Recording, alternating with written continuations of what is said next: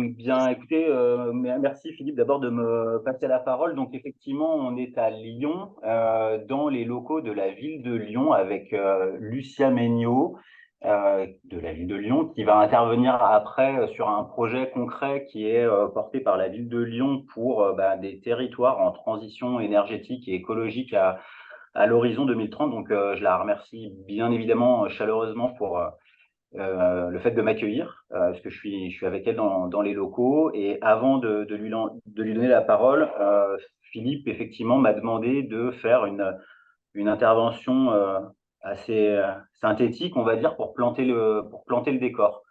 Donc, c'est ce que je vais faire, à peu près un quart d'heure, et je surveille mon chrono. Vous m'interrompez si je dis des bêtises, si vous avez des questions, bien évidemment. Le menu rapidement en 5 principaux points. Donc, je vais me présenter. On essaiera de faire un quiz rapide de lancement et après, je vais vous parler de neutralité carbone à horizon 2050, de la situation dans nos secteurs d'activité et de la responsabilité des entreprises dans ce panorama. Donc, très rapidement, je vais vous parler de moi. Donc, je m'appelle Jérémy Chaumeau, je suis architecte de formation, ingénieur et urbaniste. Ça fait une quinzaine d'années à peu près maintenant que je travaille et que j'ai ces diplômes avec moi. Je suis consultant Algoé depuis décembre 2010, donc ça fait bientôt 13 ans. Et ça fait 13 ans que je travaille dans une unité qui s'appelle Immobilier, qui est spécialisée sur la conduite de projets immobiliers, en stratégie immobilière ou en conduite de projets purs, ce qui est plutôt ma partie.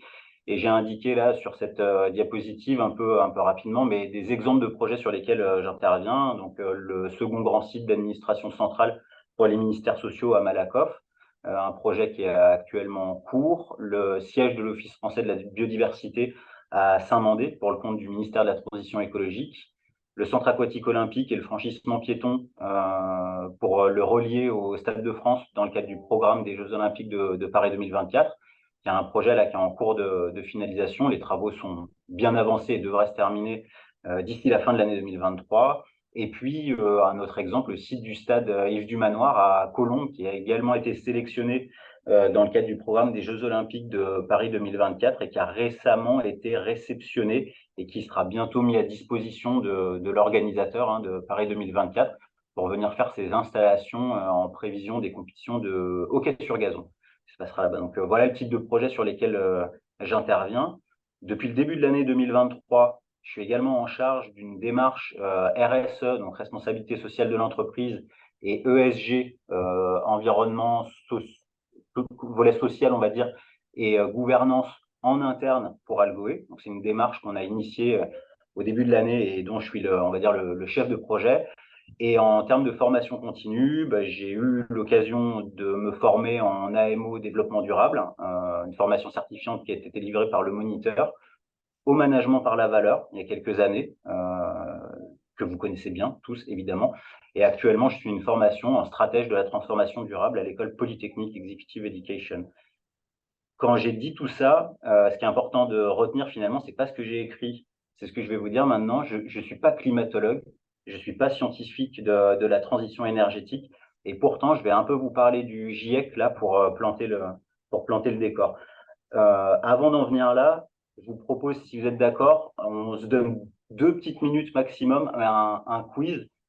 Si vous êtes OK, vous prenez vos téléphones, vous activez l'application photo, vous scannez le QR code et il y a 4 questions auxquelles je vous propose d'essayer de répondre. On se donne 2 petites minutes si vous êtes d'accord. Alors, pour ceux qui ne sont pas forcément à l'aise avec ces applications Klaxoon, vous pouvez chatter en fil de l'eau, hein. N'hésitez pas aussi à donner des commentaires, ça permettra de partager la vision que chacun peut avoir par rapport à ces différentes questions.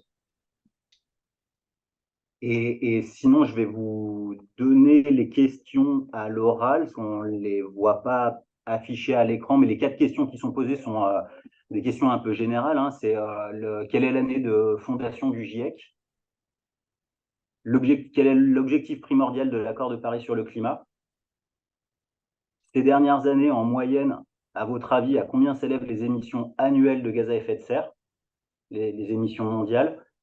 Et à votre avis, combien de gigatonnes de CO2 ont d'ores et déjà été émises depuis l'ère pré-industrielle?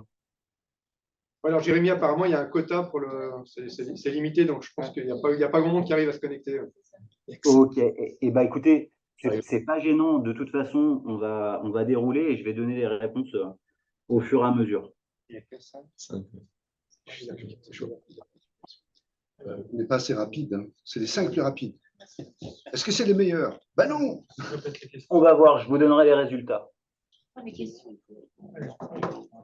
Alors, et je vais en parler au fur et à mesure. Donc, neutralité carbone à horizon 2050, pourquoi? Eh bien, parce que depuis un certain nombre maintenant d'années, on sait qu'il y a une corrélation forte entre les activités humaines et le réchauffement climatique. Ça fait évidemment débat pendant un certain nombre de temps, mais aujourd'hui, les faisceaux d'indices sont quand même assez nombreux. Et il y a notamment 4 indicateurs qui sont suivis de près par le GIEC et qui confirment finalement avec une forte robustesse cette corrélation entre activité humaine et réchauffement climatique. C'est les observations qui sont faites sur la fonte des glaciers, la montée des eaux, l'acidification des océans et l'augmentation des concentrations de gaz à effet de serre. Donc, ce qu'il faut voir, c'est que les travaux du GIEC, enfin, pour mémoire, je dis ça en 2 minutes, mais vous savez que le GIEC ne mène pas d'études à proprement parler. En fait, le GIEC collecte des études qui sont menées par différents laboratoires dans le monde entier et en fait la synthèse des différentes études qui sont menées et ensuite traduit ça sous forme de projection à travers des scénarios, notamment pour regarder les incidences que peut avoir l'augmentation de la concentration de gaz à effet de serre et donc l'augmentation de la température. Ce qui est important de retenir sur ce graphique, c'est que sur l'ensemble des scénarios travaillés par le GIEC, aujourd'hui, 2 seulement nous amènent à une augmentation de la température de 2 degrés à horizon 2100. Et c'est ça l'objectif primordial de l'accord de Paris sur le climat, c'est bien de faire en sorte que les efforts délivrés par l'ensemble des présents et des signataires de l'accord convergent vers une augmentation maximum de 2 degrés à l'horizon 2100, avec quand même des travaux qui ont été sortis plus spécifiquement sur une trajectoire à 1,5 degré, parce qu'en fait, quand il y a eu les négociations sur l'accord de Paris, il se trouve que de nombreux pays ont manifesté le fait qu'à 2 degrés, ça aurait des conséquences extrêmement lourdes pour eux. Donc, il y a également des scénarios qui regardent ce qu'il faut faire pour essayer de limiter ce réchauffement climatique à 1,5 degré.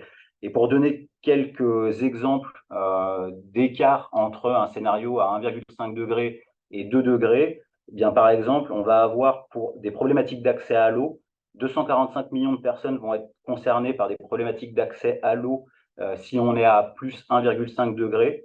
Si on est à 2 degrés, c'est à peu près 500 millions de personnes qui sont concernées. Donc, on multiplie par 2 le nombre de personnes qui seraient concernées par ces problématiques-là. Au niveau de la sécurité des infrastructures, c'est pas tout à fait aussi important, mais on a 2 fois plus de personnes qui vont être exposées au risque d'inondation par rapport à ce qu'on observe actuellement avec un scénario à plus 1,5 degré. Et ce facteur passe à 2,7 si on est à plus 2 degrés. Et au niveau de la sécurité alimentaire, on a un effondrement de la pêche, en gros, qui correspond à moins 1,5 million de tonnes de poissons avec un scénario à plus 1,5 degré, et on passe à 3 millions de tonnes si on a un scénario de degrés. Donc en fait, on voit que non seulement il n'y a que 2 scénarios portés par le GIEC aujourd'hui qui permettent de rester sous les 2 degrés, et avec tous les travaux qui sont faits pour différencier les scénarios plus 1,5, plus 2, on voit que ça a des effets assez importants sur des éléments de sécurité, que ce soit d'accès à l'eau, des infrastructures ou de sécurité alimentaire qui sont assez colossaux. Donc, comment atteindre la neutralité carbone à horizon 2050? Eh ben, en fait, il n'y a pas vraiment de comment dire, il y a pas 50 alternatives, il faut réduire les émissions de gaz à effet de serre. En fait, ce qui est intéressant de montrer sur ce schéma-là, ça va répondre à certaines autres questions que j'ai posées tout à l'heure. Donc, le GIEC, je ne l'ai pas dit, hein, mais a été fondé en 88, et j'y reviendrai. Si on regarde les émissions de gaz à effet de serre, en moyenne actuellement, elles sont à peu près 40 gigatonnes de CO2 par an à l'échelle mondiale. Quand on regarde ce qui a déjà été émis dans les projections du GIEC, on est à 2000 gigatonnes de CO2 émises, donc déjà libérées dans l'atmosphère avec une incidence de 1 degré sur les climats. C'est ce que montre ce graphique-là. Et si on veut rester au niveau des 2 degrés, en fait, l'ordre de grandeur à retenir, c'est qu'il ne faut pas dépasser les 3000 gigatonnes de CO2, ce qui veut dire qu'entre 2010 et environ 2050, il y a à peu près 1000 gigatonnes de CO2 qui peuvent être émises, au-delà de quoi on risque d'avoir des scénarios d'emballement climatique avec des effets sur l'augmentation de la température qui seront certainement moins maîtrisés. Et en réalité, quand on prend ces 1000 gigatonnes de CO2 avec 40 gigatonnes de CO2 émises par an, vous faites le calcul rapidement, ça veut dire que si on reste sur des niveaux d'émissions tels qu'ils sont aujourd'hui, on a à peu près 25 ans devant nous pour réussir à infléchir fortement cette tendance, au-delà de quoi on risque d'avoir des augmentations de température qui seront bien plus importantes que les plus 2, qui restent l'objectif fondamental des accords de Paris. Alors, je continue avec un focus peut-être sur ce que j'ai appelé nos secteurs d'activité. On intervient peut-être moins directement au niveau de l'agriculture, mais je pense que dans les personnes qui sont autour de la table, vous devez travailler dans le secteur du bâtiment, des transports, de l'industrie. Et en fait, ce sont des gros émetteurs de carbone, comme on le sait, comme vous le savez. Il y a différentes manières de représenter les émissions de gaz à effet de serre. On peut voir sur d'autres représentations graphiques que le secteur de l'énergie à lui seul émet entre 70 et 75% des gaz à effet de serre, parce qu'en fait, évidemment, l'énergie, elle va être présente dans le transport, dans l'utilisation des bâtiments, aussi bien pour les logements que pour les bâtiments tertiaires.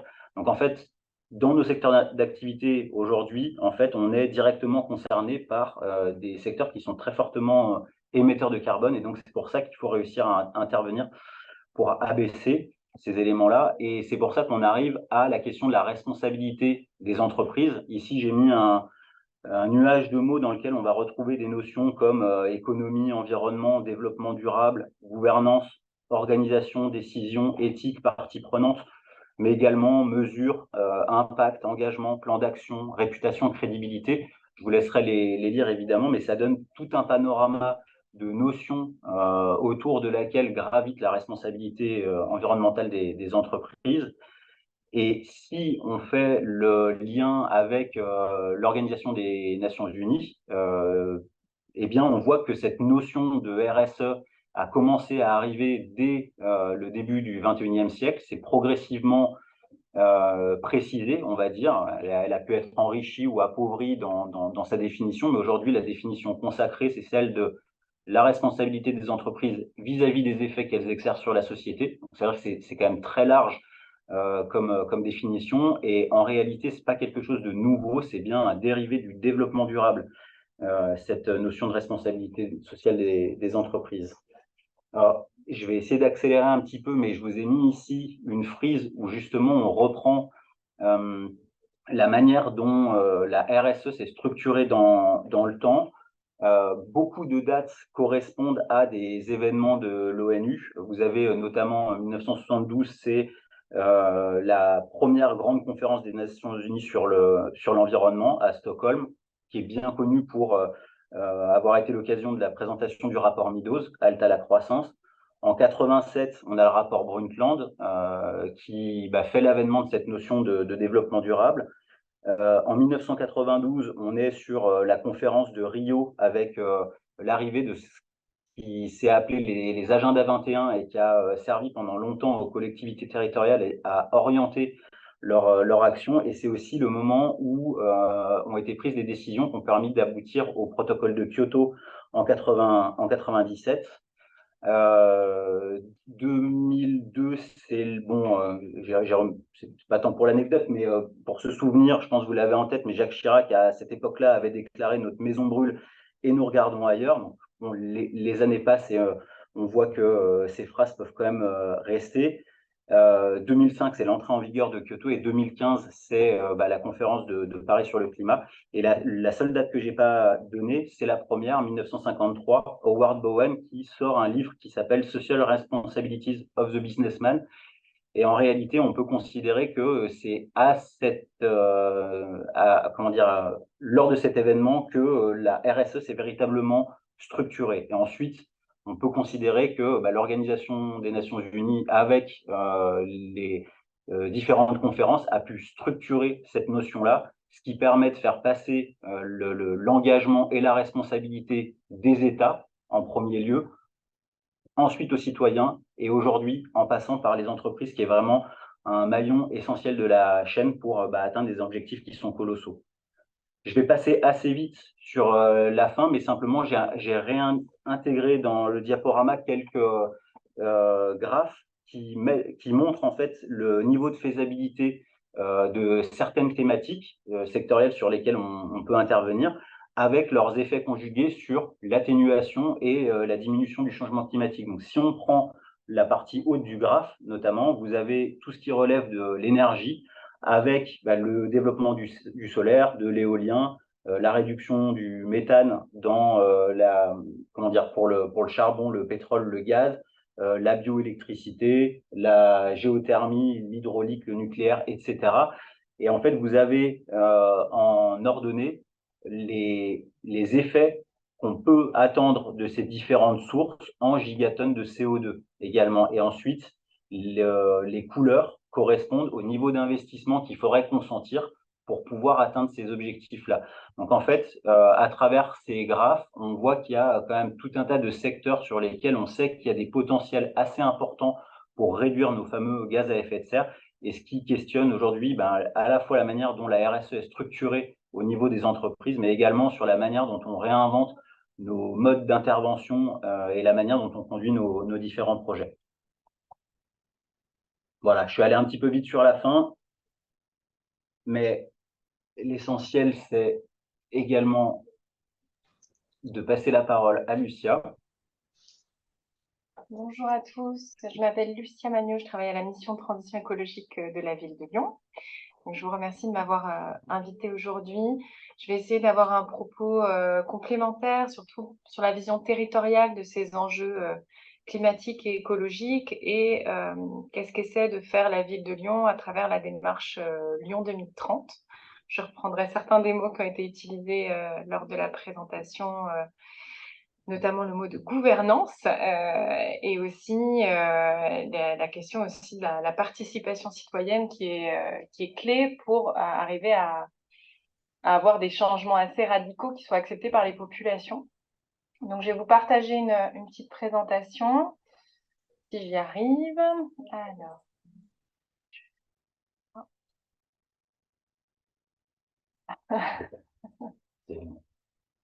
Vous voyez bien? Vous m'entendez? Oui, on voit et on vous entend, merci. Très bien. Alors, je voulais compléter un peu les enjeux mondiaux qui vous ont été présentés. De toute façon, je pense que chacun d'entre vous, que ce soit dans votre vie personnelle ou professionnelle, voyez bien qu'aujourd'hui, que ça soit sur le changement climatique, mais aussi sur d'autres formes de crise écologique, on est sur une accélération quand même des impacts. On n'est pas sur un phénomène futur, on est sur un phénomène passé et présent. Lyon, c'est une des villes en France qui est le plus touchée par le dérèglement climatique, derrière Chamonix. Là, vous avez une moyenne des températures moyennes depuis 1922. Vous voyez, on est quand même sur une courbe de ces températures moyennes qui est totalement claire. Je n'aurais même pas besoin de la commenter plus que ça. Et concrètement, pour les habitants de la ville de Lyon, ça a des impacts très concrets. On a aussi un phénomène d'îlot de chaleur urbain qui renforce les températures en centre-ville par rapport à la immédiate périphérie, campagne lyonnaise. On peut avoir 3 à 5 degrés en plus. Et on a une le nombre de nuits chaudes qui est passé de 2 par an entre 1922 et 1951 à plus de 12 par an. On a aussi une augmentation des phénomènes de canicule. Et puis pour ceux qui connaissent Lyon, on a une diminution nette des épisodes neigeux chaque année. Donc, les épisodes de canicule sont plus longs, les épisodes de canicule sont aussi plus intenses avec des phénomènes de température, les températures extrêmes enregistrées qui sont chaque année plus hautes. Vous voyez la dernière température plus haute enregistrée, elle date de cette année. On a eu 41,4 degrés à Lyon à l'ombre. Donc, imaginez-vous bien au soleil ce que ça donne avec, pour une ville, et pour une collectivité territoriale, des services publics, je ne vous les aurais pas détaillés dans la slide, mais des impacts massifs, que ce soit sur les écoles, sur les crèches, sur les personnes âgées, sur la manière dont on peut aussi conduire le service public pour s'adapter à ces épisodes-là. Sans compter aussi l'idée qu'on a un renforcement des phénomènes extrêmes en dehors de la canicule, des possibilités de crues ou de pluies massives qui ne sont pas forcément bien absorbées par les sols, qui se renforcent également. Quand on regarde les scénarios mondiaux et qu'on les applique à Lyon, malheureusement, les projections sont quand même très pessimiste. En gros, au niveau des températures moyennes, je ne parlerai pas du climat lyonnais, mais on s'orienterait vers des températures qui ressembleraient à celles d'Alger si on va sur un scénario pessimiste où nos émissions de carbone continueraient à augmenter chaque année. Donc, ce qu'on vous disait, hein, les scénarios, en fait, c'est les 2 premiers scénarios qu'on doit viser dans le cadre de la COP 21. Aujourd'hui, malheureusement, la manière dont les émissions de carbone évoluent nous conduit plutôt vers le scénario Alger que le scénario Valence ou l'Oriole. Et puis, ces canicules qui ont déjà augmenté se renforceraient. On aurait aussi des épisodes climatiques de plus en plus intenses. Et puis, un renforcement des sécheresses également au sol, ce qui est déjà notable. Hein.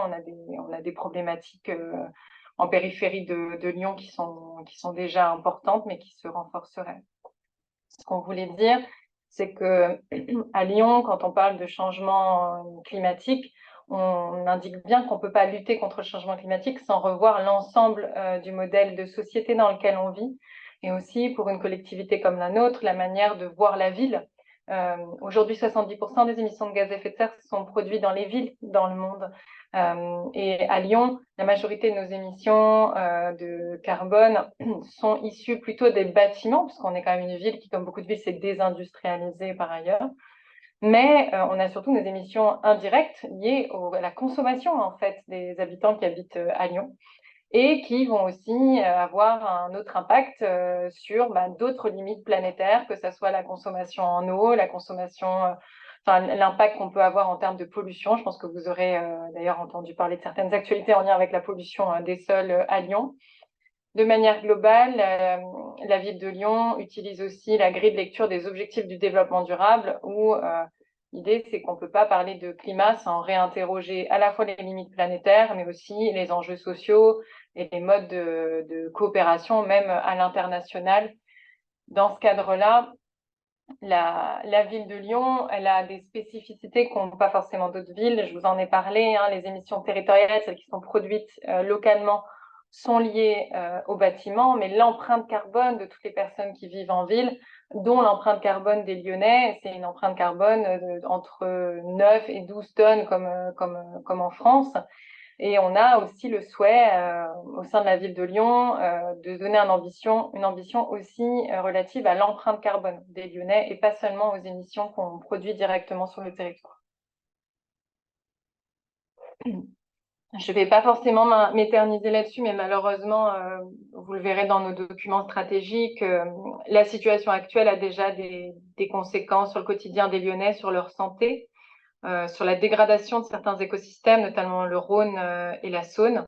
Et elle a aussi des conséquences sur les activités économiques. Je citerai la dernière canicule où, par exemple, on avait tous les magasins de la Tête d'Or, qui est quand même un parc. Donc, on pourrait se dire, en canicule, c'est l'endroit où tout le monde se réfugie. En fait, il faisait tellement chaud que les gens ne sortaient même plus, ils étaient emprisonnés pendant au moins 1 à 2 semaines en août, et même les petits commerces de la Tête d'Or ont dû fermer entièrement. Les objectifs de la ville de Lyon, donc là, on en revient sur une question sur laquelle nos élus seront directement concernés, mais c'est d'avoir une transition écologique qui soit juste et aussi d'embarquer plus largement les citoyens, les entreprises avec une co-construction de cette politique écologique, de s'axer aussi sur l'identité lyonnaise. Donc là, en fait, l'idée, ça serait de dépasser les chiffres, mais de reboucler sur l'histoire de la ville de Lyon, sur les habitants, sur leurs récits, leurs difficultés.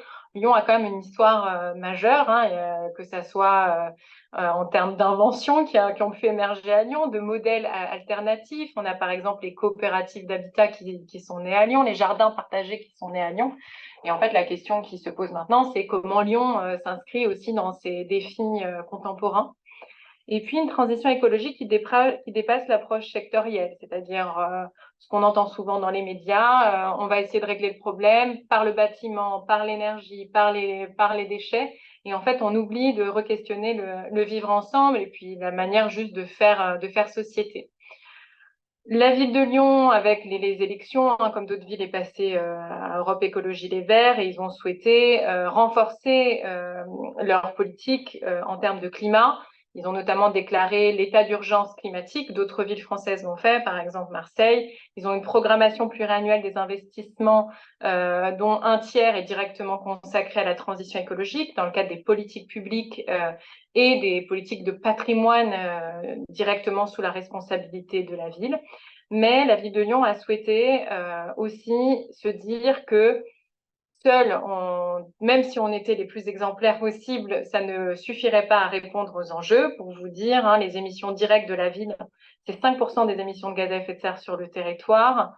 La proportion d'influence d'une politique publique comme une politique publique de la ville ou de la métropole est estimée entre 20 et 30%, ce qui est énorme, mais on voit quand même qu'il reste 70% qui est lié au secteur privé, aux citoyens, au mode de vivre ensemble sur la ville.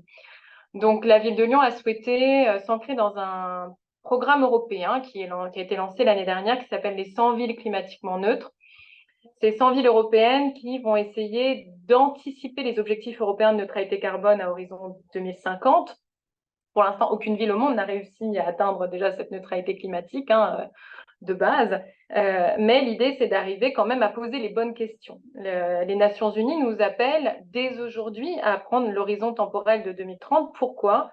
Parce que c'est sur notre décennie, on est en 2023, que la plupart des choses se jouent sur des basculements qui peuvent avoir lieu en termes de ressources naturelles ou de climat. La ville de Lyon a adopté un nouveau plan climat-air-énergie qui renforce justement ses actions sur ses politiques publiques. Elle a lancé des dispositifs ad hoc, par exemple relancé avec la métropole un comité scientifique sur le climat. Elle a lancé un dispositif de bourse jeunes pour le climat.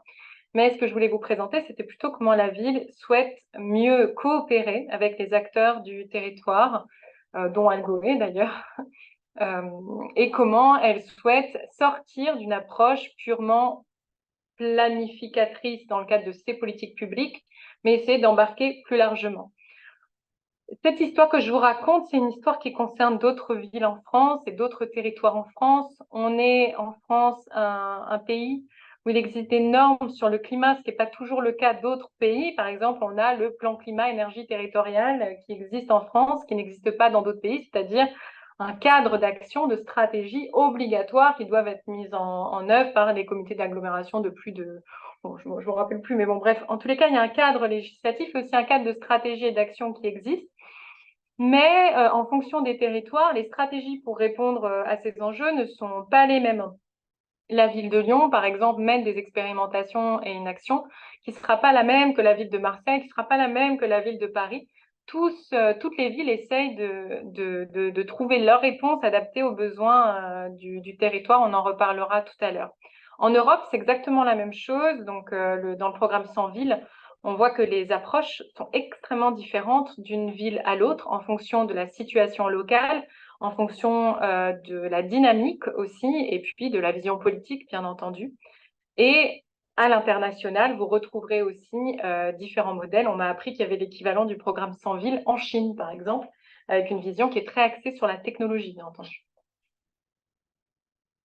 La démarche Lyon 2030 à Lyon, elle s'est co-construite. Il y a eu plusieurs réunions de co-construction avec les acteurs locaux, mais où aussi étaient invités les conseils de quartier en 2022. Et ce qui est apparu, c'est qu'il y avait déjà beaucoup de démarches à Lyon. C'est pas comme si on partait de zéro, que ce soit les entreprises qui menaient des projets de RSE très ambitieux. On a les associations à Lyon qui sont vent debout quand même pour organiser des démarches de mobilisation citoyenne. On a des écoles qui menaient des actions, les conseils de quartier qui voulaient faire des choses. Ce qui manquait, c'est une forme de lisibilité sur qui fait quoi, où est-ce qu'on va et comment on peut avoir une instance où on peut en parler tous ensemble plutôt que de rester soit par secteur, soit par public ou typologie d'acteurs. Donc, lors de cette démarche de co-construction, il est apparu qu'au regard des enjeux qui sont quand même assez catastrophiques, on vient d'en parler, il y avait une urgence à avoir quand même un socle commun en termes de sensibilisation, de formation, de communication sur les enjeux, qui avait un vrai besoin pour soutenir et accompagner et valoriser les démarches, et qu'il y avait aussi besoin d'avoir des lieux ressources vraiment au plus près des territoires, au plus près des quartiers pour permettre de passer à l'action. Enfin, il y avait cette idée, comme d'autres territoires l'ont fait, de mieux travailler avec la recherche, avec les scientifiques pour arriver aussi à avoir une approche qui permette d'expérimenter, de faire du lien avec la recherche, notamment localement. Ce que je vais vous présenter n'existe pas ailleurs en France. Donc, en fait, à Lyon, il n'existait pas au niveau de la ville. À la métropole, il y avait quand même tout un programme de partenariat avec les acteurs locaux dans le cadre du plan climat. La métropole de Lyon, c'est 59 communes. La ville de Lyon, c'est une commune avec 500 000 habitants. Et les réalités sont assez différentes, en fait, entre certaines petites villes de la métropole et la ville de Lyon. La ville de Lyon suite à cette phase de co-construction, compris qu'il y avait besoin d'avoir une instance de gouvernance où on puisse parler de climat au-delà de la politique publique menée par la municipalité avec des compétences qui ne sont pas partout, pour embarquer plus largement. Donc cette Agora, c'est une assemblée qui regroupe en fait des acteurs dans leur variété dans la variété de ce qui peut exister à Lyon. Il y a des entreprises, il y a des acteurs relais vers les citoyens, que ce soit des conseils de quartier, des associations, des institutions de recherche, des universités, des institutions publiques, des associations aussi qui regroupent la jeunesse, qui est un thème qui tient à cœur de nos élus, la question de l'embarquement de la jeunesse et de soutenir la jeunesse aussi dans son action. Cette assemblée, elle a eu une période de constituante en 2023, c'est-à-dire qu'en fait, on les a réunis et on a mené un travail pendant tout le premier semestre où cette assemblée a réfléchi à comment elle pourrait, en tant que nouvelle entité, contribuer à cet objectif de neutralité carbone. Il y a eu tout un travail qui a été mené en plusieurs étapes où l'Agora a appris à se connaître, à partager un socle commun, malgré des réalités qui sont très différentes, et a aussi à identifier ce que pourrait être le rôle de cette assemblée par la suite. Ce qui est apparu, c'est que l'Agora allait contribuer à avoir un rôle d'action, de passage à l'action, en construisant un contrat collectif sur le territoire où l'ensemble des membres de cette assemblée s'engageaient à mettre en œuvre un certain nombre d'actions. La seconde chose, c'est qu'il fallait quand même faire le lien avec les politiques publiques. Et donc, l'Agora a aussi un rôle consultatif sur les politiques publiques. La ville de Lyon n'a pas souhaité les faire réagir uniquement sur les politiques publiques municipales, parce que c'est quand même très compliqué de comprendre la différence entre ce que fait la région, ce que fait le département, ce que fait la ville, ce que fait la métropole, ce que fait l'État. Et donc, on les a interrogés de manière plus générale sur leur vision en termes de politique publique au global. Les trois axes de l'Agora qui ont émergé collectivement, donc là, tout ce que je vais utiliser comme mots, ce ne sont pas mes mots, ce sont les mots du collectif, ce ne sont pas les mots de la ville de Lyon, ce sont les mots de ce collectif.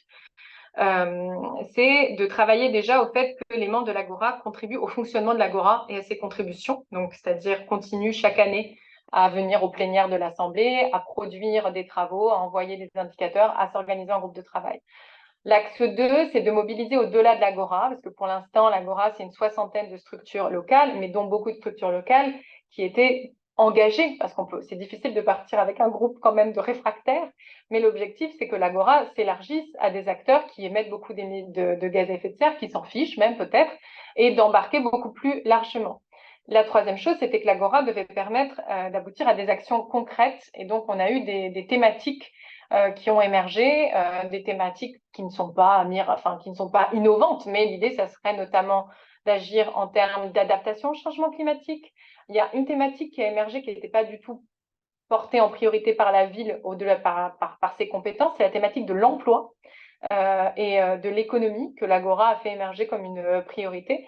Et la dernière thématique est la thématique de la sobriété. J'en parle en dernier parce qu'en fait, on a mené un travail qui était basé sur des méthodes de démocratie participative, c'est-à-dire que c'est les membres de l'Agora eux-mêmes qui ont soulevé des thématiques de travail, et c'est les membres de l'Agora eux-mêmes en sous-groupe qui ont fait émerger des engagements sur la thématique qu'ils ont considérés comme prioritaires. L'Agora continuera à aborder de nouvelles thématiques au fur et à mesure des années, mais la thématique qui a été abordée et qui a été étudiée lors de cette constituante, c'était la thématique de la sobriété, qui a été considérée comme prioritaire par l'ensemble du groupe.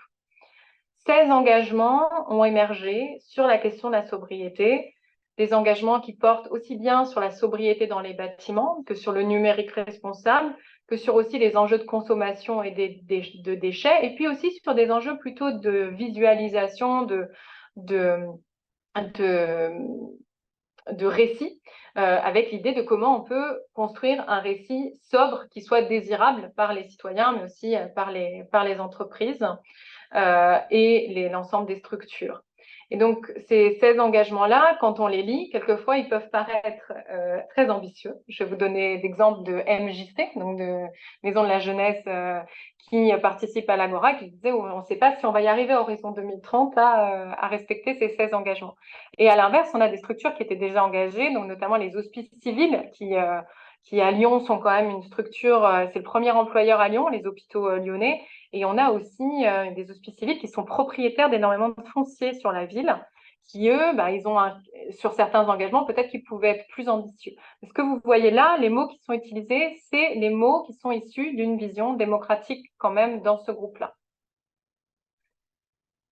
On a, au-delà de ces engagements, des pistes d'action pour les pouvoirs publics. Alors, je suis désolée parce que ça apparaît en tout petit. J'ai fait une capture d'écran du pacte. Vous pourrez les voir en plus grand. Mais l'idée, c'était que souvent, quand vous réunissez un groupe d'acteurs, mais même dans une entreprise, on va toujours vous dire, vous pourriez faire ça, vous pourriez faire ça, et il faudrait faire ça.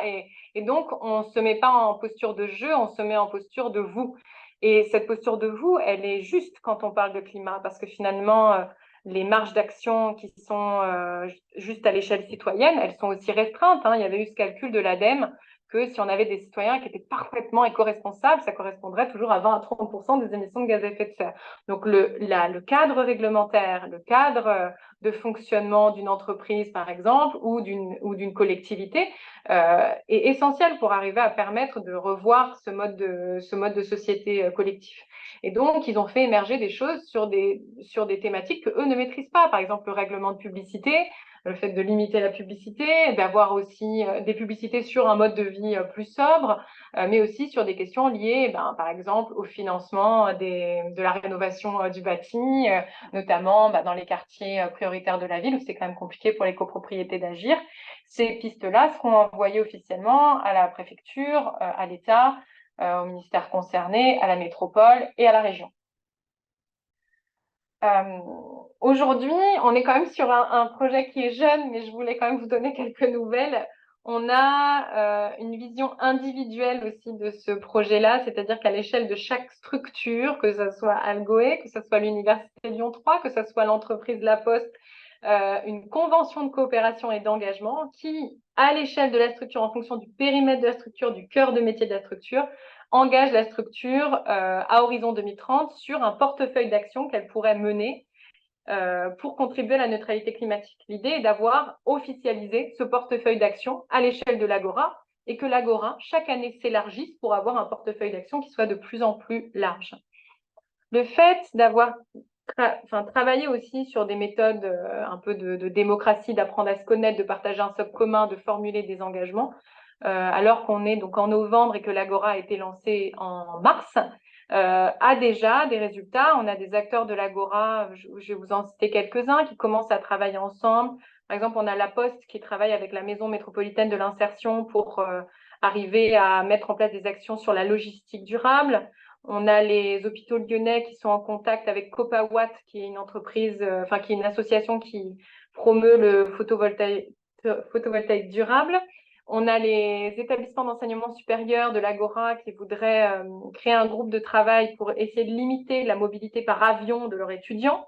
Et donc, toutes ces actions-là ne sont pas du pouvoir direct de la ville, mais contribuent à la neutralité carbone.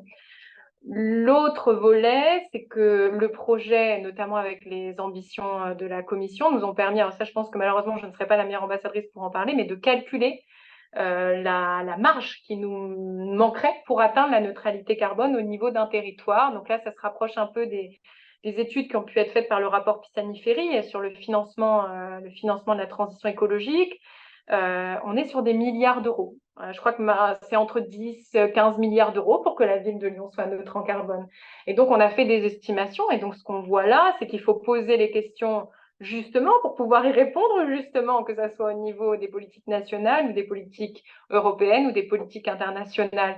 Et donc, même si l'objectif de neutralité carbone, très certainement, ne sera pas forcément tenu, ce qu'il faut savoir, c'est pourquoi il n'est pas tenu et comment le cadre, aujourd'hui, nous interdit de le tenir. Parce qu'en fait, il faudrait avoir des financements massifs et un changement radical aussi de l'économie locale et nationale et internationale. Mais en même temps, le fait de poser les bonnes questions, ça permet de réfléchir aux bonnes réponses, sachant qu'il y a quand même beaucoup de villes dans le programme qui sont en train de mener des choses extrêmement innovantes. On a La Rochelle qui a créé une coopérative carbone pour que les citoyens puissent financer, ou les entreprises d'ailleurs puissent financer des projets carbone sur le territoire. On a la ville de Paris qui vient de la créer également. On a la ville de Marseille qui travaille beaucoup sur le lien avec les enjeux sociaux et qui aimerait lancer des initiatives dans les quartiers prioritaires de la ville à Marseille. Comme vous le savez, les enjeux sont assez forts. Et en fait, même dans les villes européennes, on a beaucoup de choses à apprendre. Et donc, le fait de faire partie de ce programme ne veut pas dire qu'on est parfait, mais qu'on souhaite apprendre les uns des autres. Voilà. N'hésitez pas à vous manifester. Alors déjà ici sur Paris, j'ai Jamil là, qui lève la main, je vais lui laisser la parole. Oui, je voudrais savoir, j'ai bien noté le partenariat entre la ville et Algoé. Alors, je voudrais savoir quel est exactement le rôle d'un cabinet orienté méthodologique avec votre démarche. Je prends la réponse. Vas-y, vas-y. C'est une bonne question parce que ça permettrait en réalité de faire la liaison entre un programme global qui est porté par la ville de Lyon et une contribution partenariale, on va dire, dont celle que Algoé pourrait apporter. En réalité, aujourd'hui, on n'utilise pas de méthode particulière que Algoé peut comment dire, employés dans le cadre de management de projet ou des missions sur lesquelles on peut intervenir. Objectivement, aujourd'hui, on ne les utilise pas parce qu'on est, je dirais, encore un peu en train de poser l'état des lieux. Il faut déjà savoir d'où on part et quelle est l'ampleur du sujet. La cible à horizon 2030, on la connaît, mais par contre, comme on ne sait pas véritablement d'où on part, c'est difficile de savoir par quel chemin il faut passer et donc comment, par exemple, l'analyse de la valeur pourrait nous être utile. Mais en tout cas, je retiens qu'il y a, il y a une liaison à faire entre des objectifs tendanciels à moyen et long terme, si on se projette à l'horizon 2030, avec l'utilisation de méthodes, effectivement, comme peut l'être celle de l'analyse de la valeur. Pour vous répondre, quand on m'a sollicité, ce que j'ai trouvé intéressant, c'est quand même de faire du lien avec certaines méthodologies qui peuvent être appliquées dans les entreprises et puis des enjeux territoriaux. Là, on est sur des enjeux comment transformer une ville. Certains d'entre vous sont ancrés dans des territoires. Comment les entreprises peuvent contribuer aussi à leur échelle à ces réflexions territoriales et puis à ces réflexions vraiment comment mon entreprise peut avoir une plus-value au niveau de la dynamique locale. On a aussi un vrai besoin d'expertise, ce que je vous disais sur le comité scientifique, mais en fait, il y a questions auxquelles on ne sait pas répondre. Même sur la question de ce financement dont je vous parlais, ou sur le fait de créer de nouveaux modèles, je pense que vos réflexions peuvent être intéressantes parce qu'au final, il faut intégrer ces limites planétaires et ces enjeux climatiques et transformer les organisations, mais aussi les territoires. Et donc, dans ce cadre-là, les réflexions que vous menez peuvent être aussi intéressantes. Voilà. Merci. Alors, Oui, ah oui, je sais pas.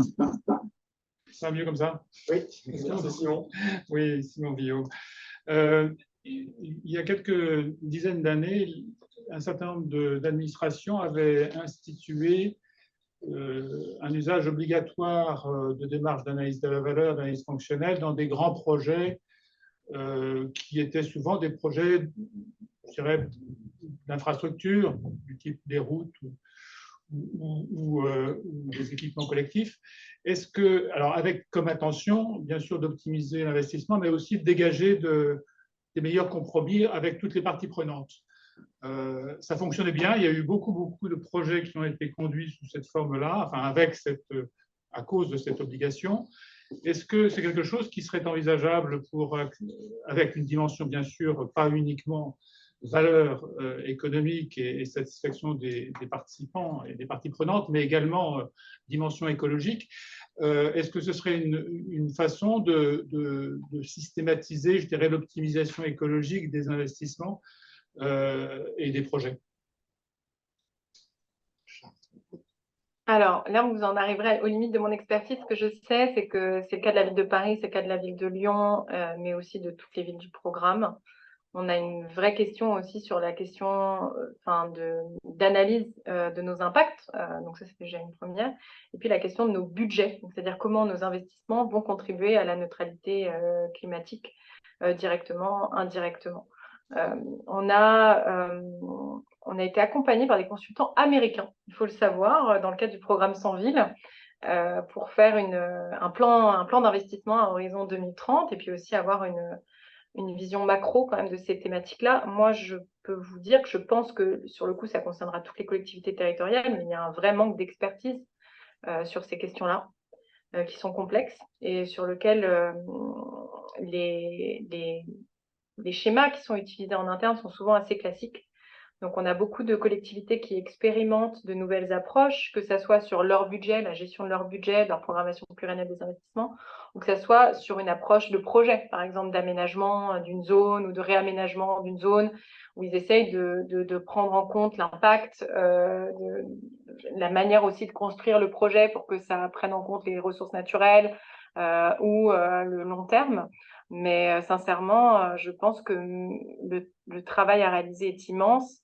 Et c'est là où je trouve quelquefois dommage qu'il peut y avoir des réflexions qui restent soit dans le public, soit dans le privé. Je pense que les enjeux sont au final assez partagés. En tout cas, je peux apporter mon complément de réponse. Enfin, moi, je pense que le sujet, il est là.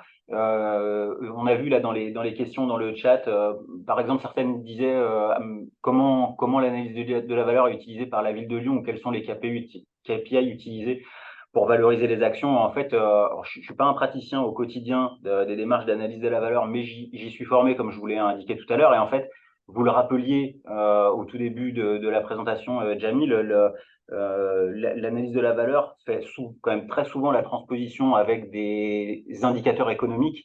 Et en fait, on est en train évidemment de se rendre compte que si on parle de ressources, si on parle de carbone, si on parle d'adaptation au changement climatique, si on parle de capacité à abaisser les effets du réchauffement climatique, en fait, on voit qu'il y a tout un tas de paramètres qui sont vraiment très nombreux et qui peuvent en fait contribuer à hiérarchiser des plans d'action les uns par rapport aux autres. Mais ça dépend vraiment du scope par lequel on le prend. Aujourd'hui, et on l'a dit tout à l'heure, y compris à travers la réponse à la première question, on n'utilise pas l'analyse de la valeur auprès de la ville de Lyon dans le cadre de la démarche Lyon 2030. Algo ne l'utilise pas en effet.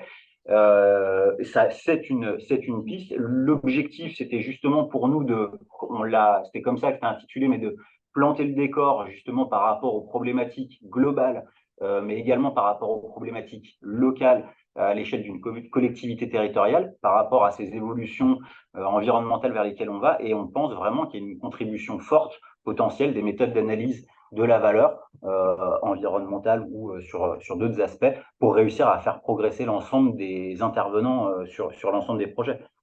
Actuellement, au sein de l'Agora, il y a beaucoup d'acteurs où leur contribution individuelle sera un apport en expertise. Je vais citer le cas de l'INRAE, avec qui on avait un entretien hier. On disait, l'INRAE, on a le projet d'établissement qui vise à réduire les émissions de gaz à effet de serre de l'établissement, de ses étudiants, de son fonctionnement en tant qu'établissement, et aussi dans le cadre de réseaux d'autres établissements d'enseignement secondaire. Mais finalement, le principal apport de l'INRAE dans l'Agora, ce serait, sur certains sujets, de creuser les thématiques, d'aller plus loin, de faire le lien avec la recherche.